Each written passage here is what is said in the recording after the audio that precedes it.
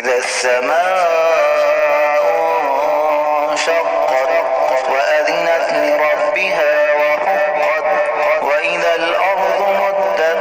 وألقت ما فيها وتخلت وأذنت لربها وحقت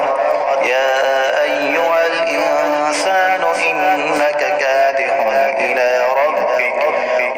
ربك كدحا فملاقيه فأما من أوتي كتابه بيمينه فسوف يحاسب حسابا يسيرا وينقلب إلى أهله مسرورا وأما من أوتي كتابه وراء ظهره فسوف يدعو ثبورا ويصلى سعيرا إنه كان في أهله مسرورا إنه ظن أن لن يحور بلى إن ربه كان به بصيرا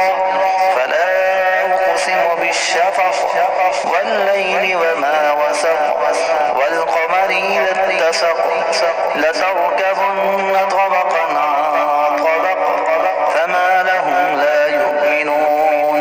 وإذا قرئ عليهم القرآن لا يسجدون بل الذين كفروا يكذبون والله أعلم بما يوعون فبشرهم